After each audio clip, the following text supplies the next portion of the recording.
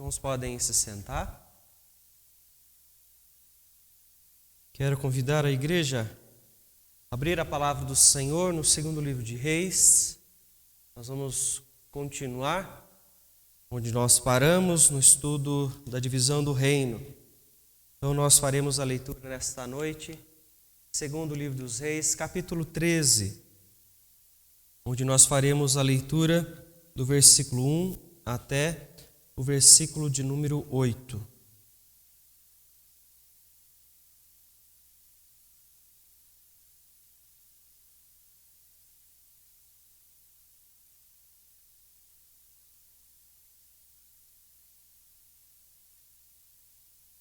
Segundo livro dos Reis, capítulo 13.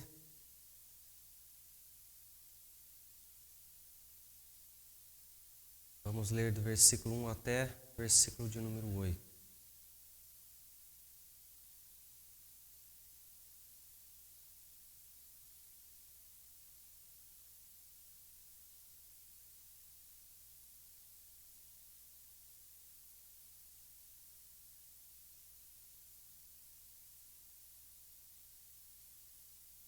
Diz o seguinte, palavra do Senhor. No 23º ano de Joás, filho de Acasias, rei de Judá, começou a reinar Jeoacás, filho de Jeú, sobre Israel em Samaria, e reinou 17 anos. E fez o que era mal perante o Senhor, porque andou nos pecados de Jeroboão, filho de Nebate, e fez pecar a Israel, não se apartou deles. Pelo que se acendeu contra Israel a ira do Senhor, o qual os entregou nas mãos de Hazael, rei da Síria, e nas mãos de Ben-Hadad, filho de Hazael, todos aqueles dias. Porém, Jeoacás fez súplicas diante do Senhor, e o Senhor o ouviu, pois viu a opressão com que o rei da Síria atormentava a Israel. O Senhor deu um salvador a Israel, de modo que os filhos de Israel saíram de sob o poder dos sírios e habitaram de novo em seus lares como dantes. Contudo, não se apartaram dos pecados da casa de Jeroboão, que fez pecar a Israel, porém andaram neles. E também o poste ídolo permaneceu em Samaria. E foi o caso que não se deixaram a Jeoacás do exército, senão 50 cavaleiros, 10 carros e 10.000 homens de pé, porquanto o rei da Síria os havia destruído e feito como o pó, trilhando-os. Ora, os mais atos de Jeoacás e tudo o que fez e o seu poder, porventura, não estão escritos no livro da história dos reis de Israel? Irmãos, vamos orar mais uma vez, pedir ao Senhor que nos oriente ao longo deste texto. Querido Deus, em nome de Jesus, pedimos ao Senhor, ó Deus, que o Senhor ilumine as nossas mentes para podermos compreender a Tua palavra com toda clareza.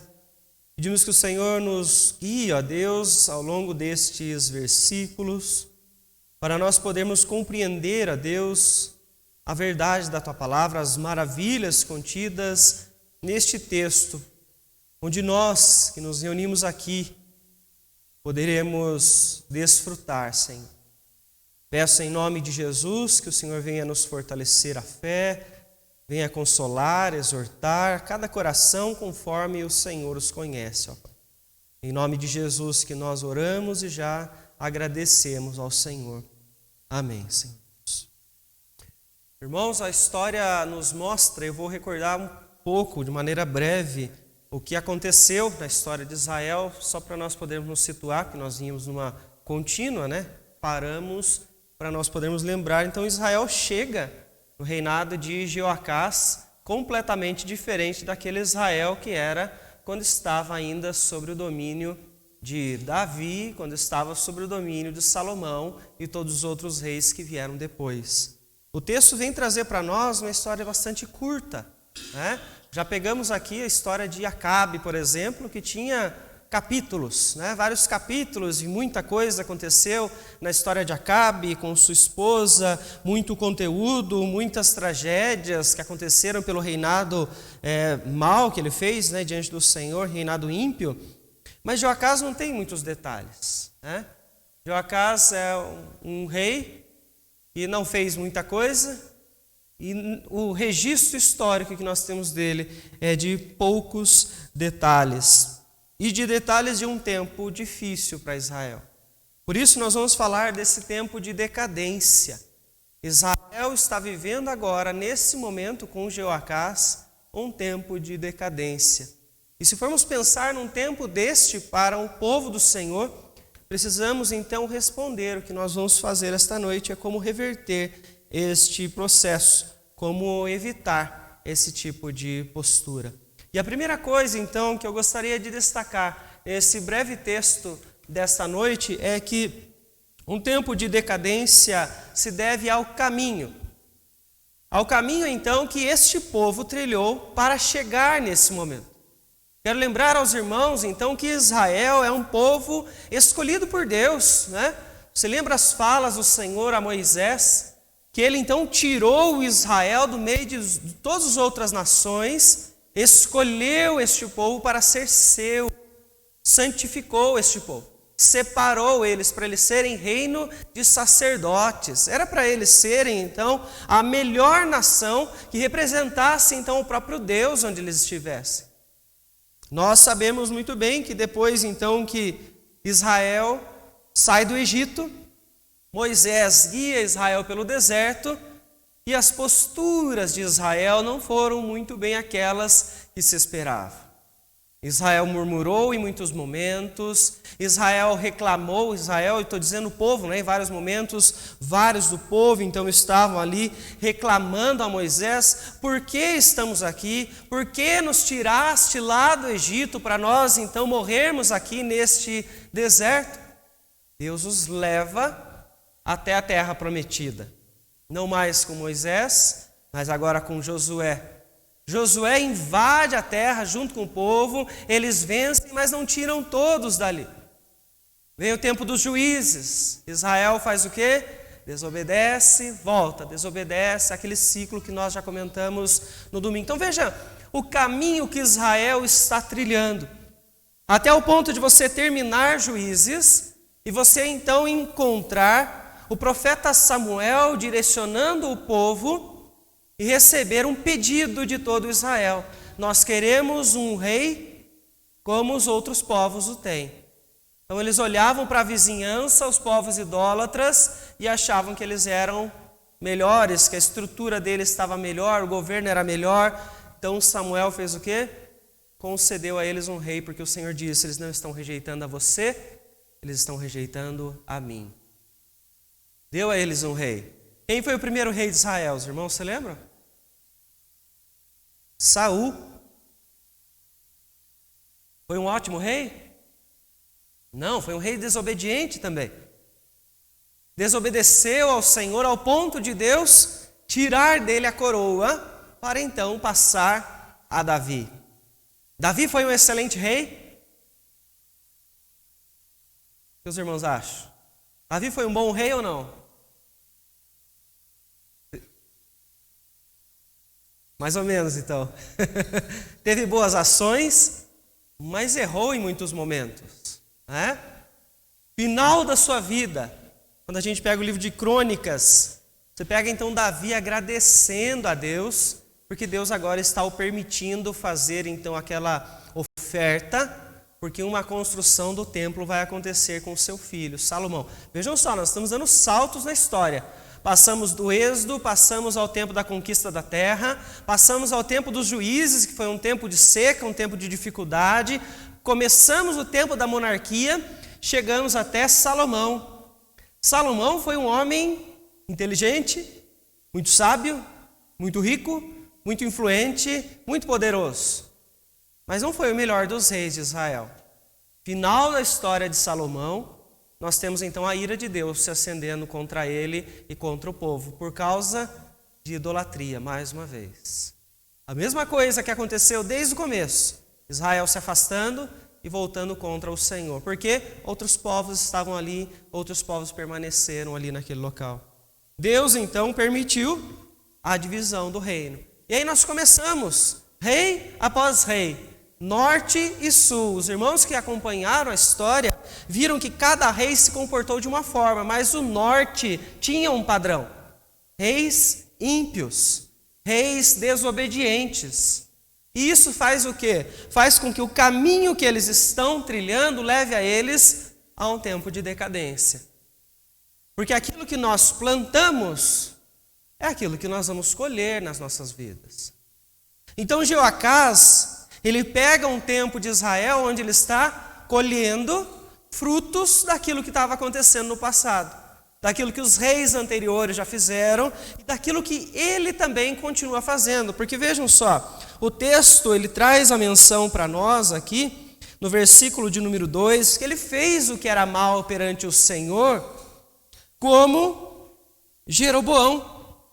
Então ele está lembrando a história lá atrás, quase 10 gerações de reis já se passaram, e ele está ainda batendo na mesma tecla, falando que o problema está pelo caminho que este povo escolheu lá atrás e não se apartou dele até o tempo de Jeoacás. Jeroboão foi o primeiro rei do norte depois da divisão. Nós temos Roboão para o sul, que era filho de Salomão, e Jeroboão para o norte. Ele trouxe a idolatria para Israel, criou as estátuas, os bezerros de ouro, espalhou um para Dan e outro para Betel, para que o povo adorasse. Vejam só o quanto que é importante nós olharmos para o caminho que estamos trilhando. Porque você poderia olhar para a história de Israel, eu destaquei aqui apenas algumas coisas ruins, né? O que aconteceu de ruim no Egito, no deserto, o que aconteceu de ruim no tempo da seca dos juízes, o que aconteceu de ruim no tempo dos reis, mas houve coisas boas. Senão eles não teriam chegado até esse momento, né? Deus concedeu água para eles num deserto, Deus concedeu alimento para eles no deserto, Deus concedeu a eles proteção de dia, de noite, Deus concedeu livramento para eles no tempo das opressões, no tempo dos juízes, Deus concedeu a eles vitórias no tempo dos reis, até mesmo diante de alguns reis desobedientes que fizeram parceria com Judá e venceram batalhas. Então nós precisamos pensar, por que um povo como este, que tinha tudo para ir bem, tinha tudo para então estar no caminho certo e não colher nesse tempo a decadência, por que eles trilharam caminhos abomináveis a Deus? Por que Israel não parou e não disse assim, não, já não aguento mais a opressão no Egito, agora a gente vai viver em obediência?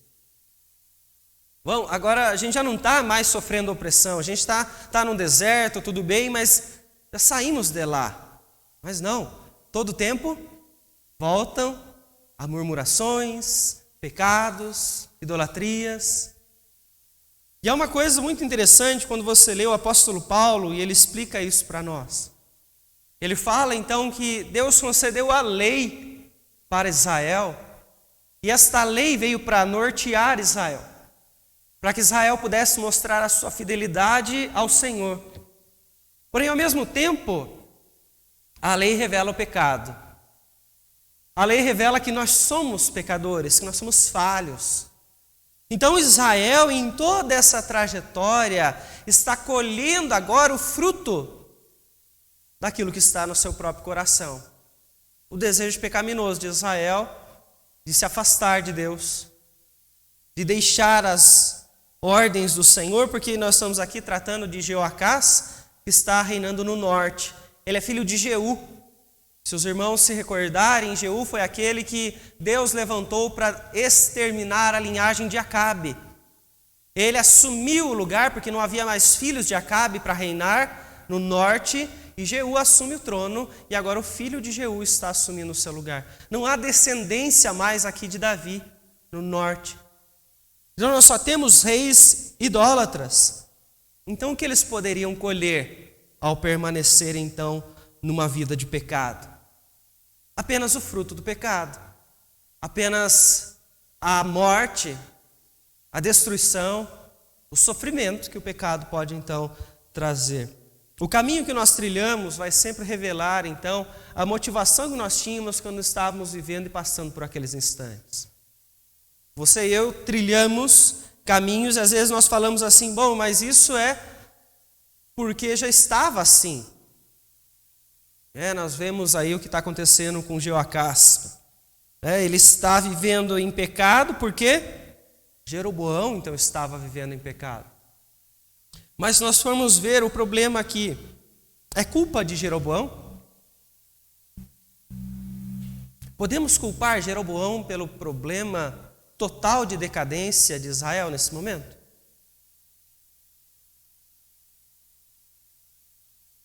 Israel vai passar por consequências, consequências às quais o Senhor vai acender a sua ira sobre eles. Porque Jeroboão começa uma história lá atrás, praticamente 10 gerações antes, e isso permanece porque cada rei que assumiu a responsabilidade manteve aquela idolatria, manteve aquele pecado. Então há a responsabilidade de Jeroboão para o seu tempo, mas os próximos são completamente responsáveis por isso.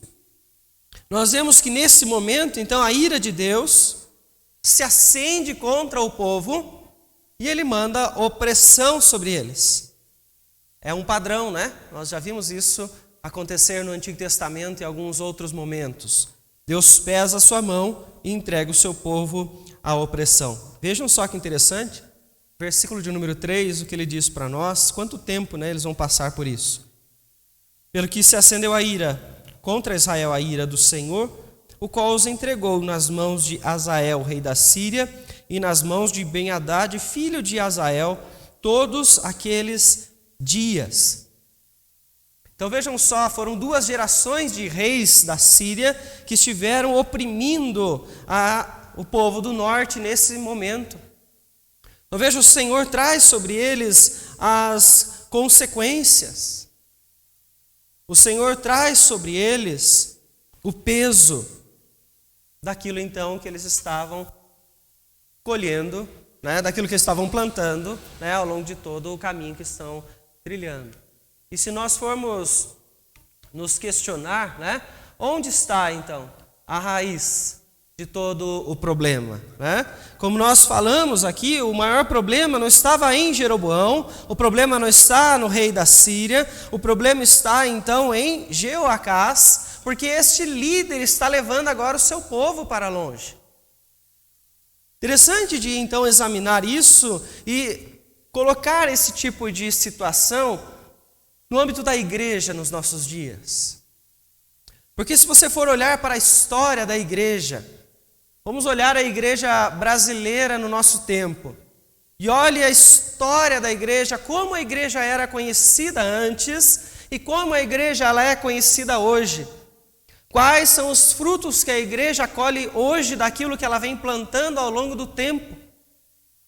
Se você pergunta para a maior parte das pessoas na rua o que é uma igreja evangélica, eles vão falar de dinheiro.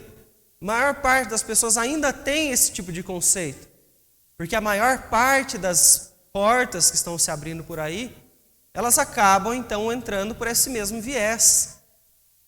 Então eu vejo que a igreja, no geral, ela tem vivido um tempo de decadência, porque número não significa qualidade. Temos muitos evangélicos, nós podemos dizer assim, no nosso país, mas que estão colhendo aquilo que eles estão plantando. Quantas igrejas que nós vemos aí, lideradas por homens gananciosos, que não estão preocupados com os rebanhos, que não estão preocupados com o conhecimento da palavra, com um culto que é agradável a Deus, e estão continuando. Há décadas já isso, igrejas estão cheias. Não estou dizendo que igreja cheia e vazia seja isso, mas que muitas dessas estão ainda cheias, abertas e ainda multiplicando, estão se desenvolvendo. E veja, então isso é uma escalada, porque nós observamos aqui que Jeoacás colhe aquilo que Jeroboão começou lá atrás, mas que ele também não abandonou. A igreja de hoje, se ela não observar os atos do passado, que não foram agradáveis a Deus, e não os retirar do seu meio, ela vai continuar colhendo os frutos, consequências, talvez até o pesar da mão de Deus. Às vezes nós falamos assim, mas por que isso tem acontecido justo na nossa geração? Por que isso está acontecendo nesse tempo? Por que não pode ser o pesar da mão de Deus sobre o povo dele? Juízo do Senhor nunca veio para destruir. Juízo de Deus vem para tratar, para disciplinar o povo dele. Então nós vemos nesse momento que há esta ação de Deus para tratar Jeoacás, tratar Israel, para que eles possam entender então que caminho eles estão trilhando neste momento. Alguém quer comentar alguma questão sobre isso?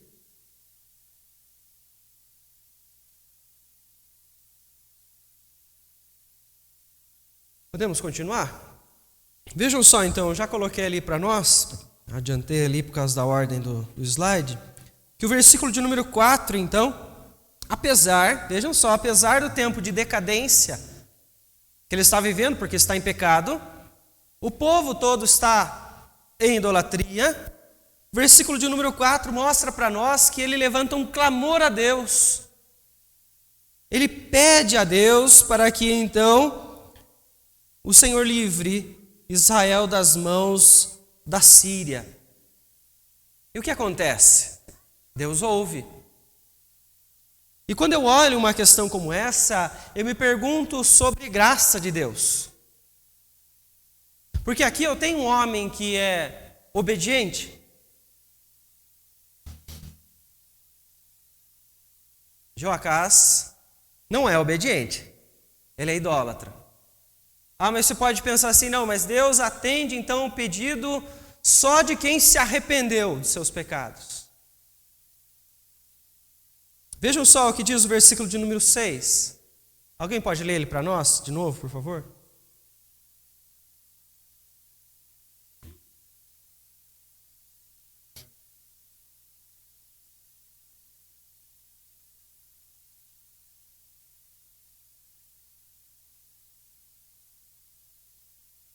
Ele está em pecado, Deus pesa a mão sobre eles, ele clama ao Senhor, Deus ouve, Deus os livra.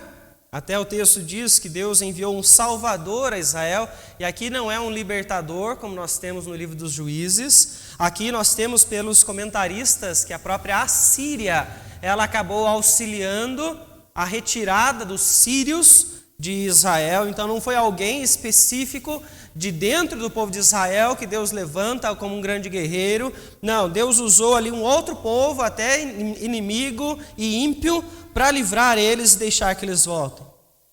Mas o texto continua mostrando que Jeoacás não se arrependeu dos seus pecados.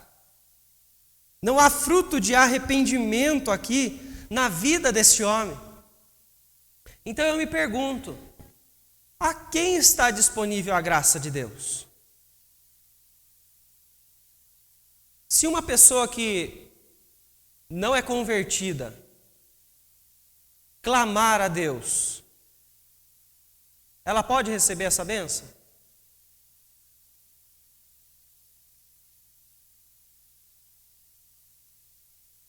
O que os irmãos acham?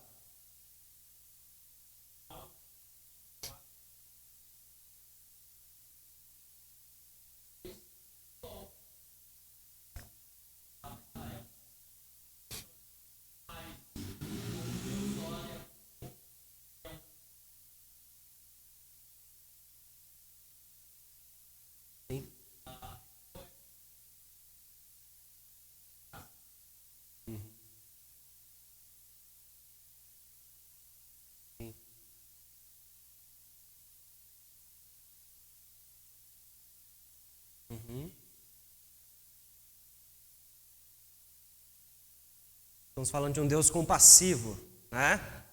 Que pode agir com compaixão em inúmeras situações.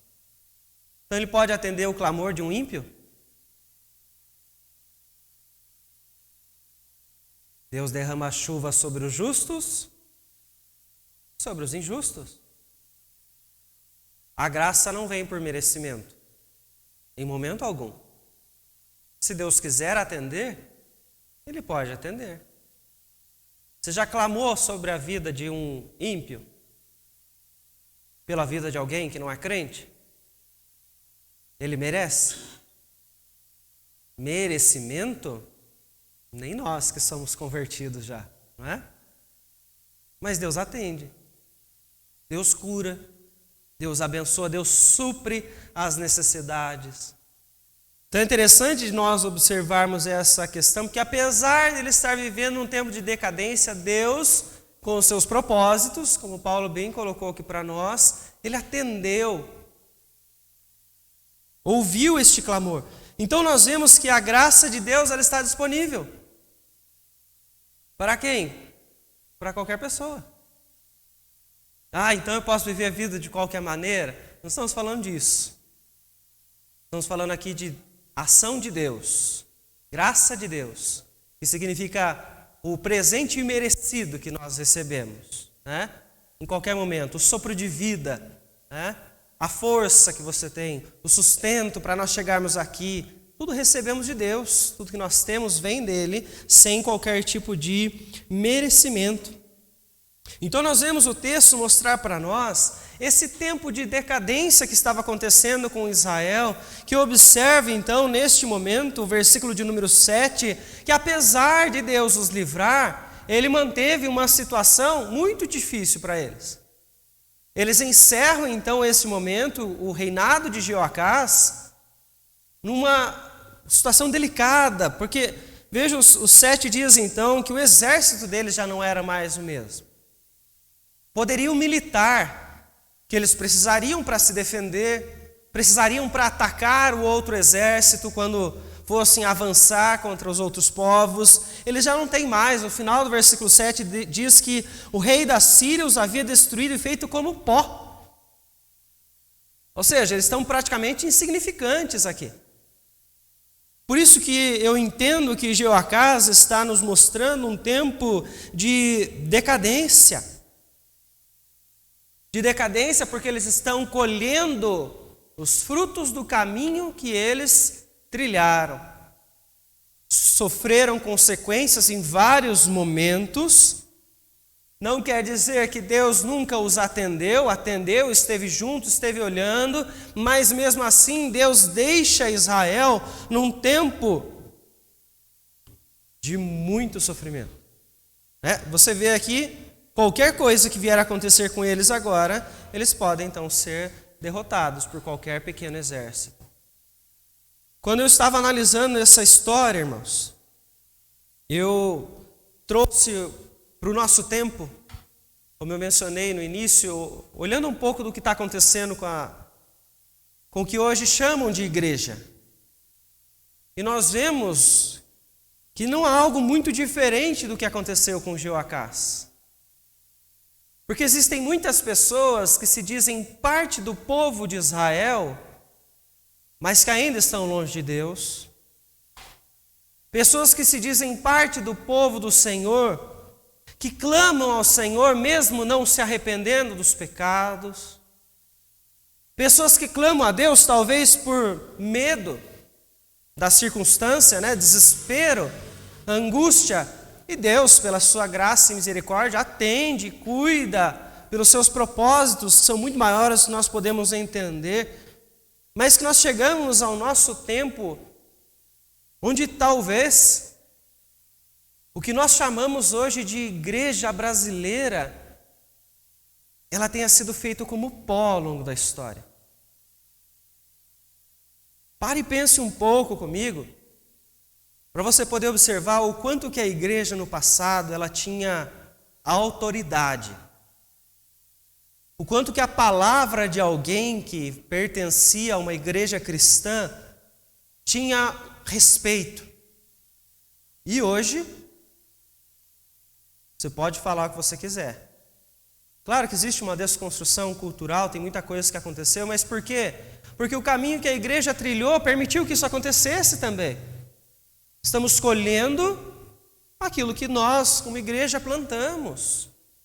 Em algum momento lá atrás se levantou algum Jeroboão no meio da igreja e influenciou a igreja para que ela não pregasse o evangelho de maneira correta em alguns lugares. Isso permanece hoje. Só aumentou, né, a idolatria. E aí quando você pega um tempo de eleição, né, quantidade de brigas que nós encontramos por causa de candidatos. Falam-se mais de candidatos e pouco do evangelho. Não que não tenha que falar sobre os princípios, não que você não tenha que defender aquilo que você crê, mas é que não parece ser coerente. Em especial se você for olhar na internet, né? Aí a situação piora mais ainda.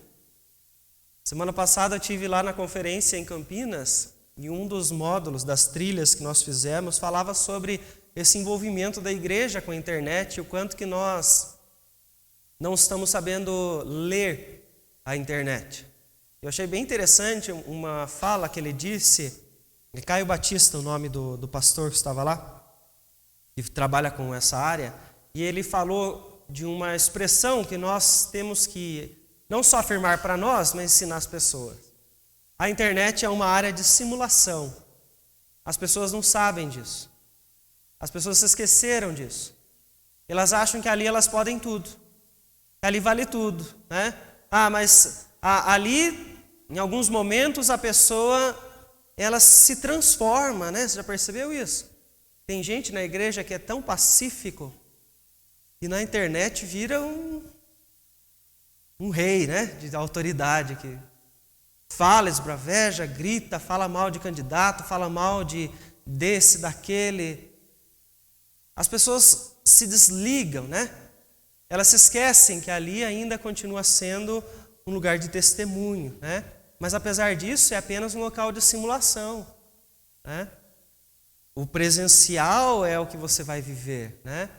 Ele falava isso porque mencionou também sobre as questões de metaverso, culto online, né? Nessas posturas aí que nós passamos esse tempo, e o pessoal começou a achar que aquilo lá era o real. Não, é a simulação.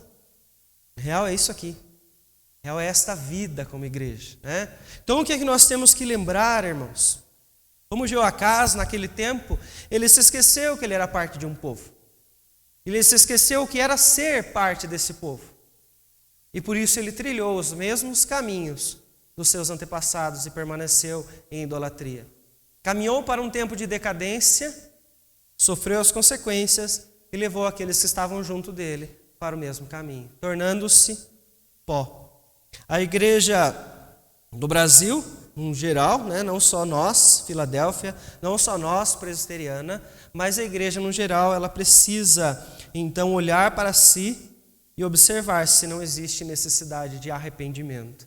Se nós não estamos clamando a Deus somente por medo do que está prestes a acontecer na nossa casa, no nosso país ou na nossa igreja. Que o nosso clamor seja realmente um clamor de arrependimento diante do nosso Deus. E nós temos que lembrar que a igreja de Cristo nunca foi definida pelo pertencimento ao povo. Estar na igreja não significa ser igreja. Nós falamos já algumas vezes disso. A pessoa é membro da igreja, então ela é parte da igreja de Cristo. Eu não tenho como dizer isso, porque isso só responde o Senhor que conhece o coração de cada um. O Senhor que conhece quem se converteu realmente e quem não se converteu. A mesma coisa aconteceu no Antigo Testamento. Não é porque eles eram linhagem de Israel que todos foram salvos. Paulo fala isso aos romanos, né?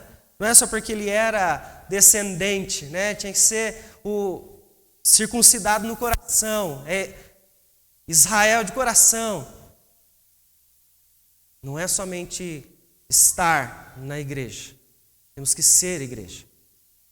Isso é arrependimento, isso é vida, isso é relacionamento com Deus, para nós evitarmos então, ou revertermos o tempo de decadência e as consequências que nós podemos passar por causa do pecado. Servir a Deus é viver em humildade, submissão a sua palavra e não preceitos criados por homens, não é? Vemos aqui Jeoacás trazendo algo que Jeroboão havia criado, ou remodelado, né? Porque isso já existia em outros povos, e isso permaneceu. Se existem práticas no nosso coração que são tradição de homens e não palavra de Deus, nós precisamos arrancar elas. Porque isso vai nos levar ao pecado. Já nos leva ao pecado, mas vai nos levar a consequências cada vez piores, né? Isso só é possível se nós vivermos em humildade e submissão, para aí sim sermos igreja, né? Para nós sermos povo que serve, que conhece o caráter desse Deus que é santo, e assim, portanto, chama um povo para ser da mesma forma. Porque, irmãos, a graça sempre esteve e sempre estará à disposição daquele que buscar ao Senhor. Essa é uma realidade que nós vemos desde o Antigo Testamento, que Israel, inclusive em vários momentos, você pode ver, né, os judeus criticando como é que essa pessoa de outros povos agora está aqui. Criticando Jesus, inclusive, né? Os judeus faziam muito isso. Como é que Jesus está conversando com os pecadores? Como é que ele está comendo com eles? Porque a graça estava à disposição de todos. Aqueles que clamaram, receberam a bênção de Deus, a fé, claro, com a ação do Senhor, mas isso mostra para nós, na história toda, que aquele que então se debruçar diante de Deus, se arrepender, buscar ao Senhor de todo o coração, este vai encontrar a Deus. Então não existe um tempo de decadência que não possa ser interrompido, mas para isso é preciso arrependimento, para isso é preciso essa busca, essa entrega de submissão e humildade diante do nosso Senhor. E que Deus assim nos abençoe e nos use, não só para nós analisarmos o nosso tempo e verificarmos o nosso próprio coração, mas também ensinarmos as pessoas da nossa geração, da nossa igreja, da igreja no Brasil, de uma forma geral, naquilo que formos usados por Deus, para revelar esta graça, graça que vem por meio de Cristo Jesus para nós, porque nós podemos dizer que somos igreja só se nós estamos em Cristo Jesus. Apenas pelo que Ele fez, pela fé nele, nas promessas, é que isso é possível. Que Deus assim nos abençoe e nos fortaleça para nós então podermos viver a igreja do Senhor e honrar ao nosso Deus. Alguém quer comentar mais alguma questão? Para nós podermos encerrar? Quero convidar a igreja então a se colocar em pé.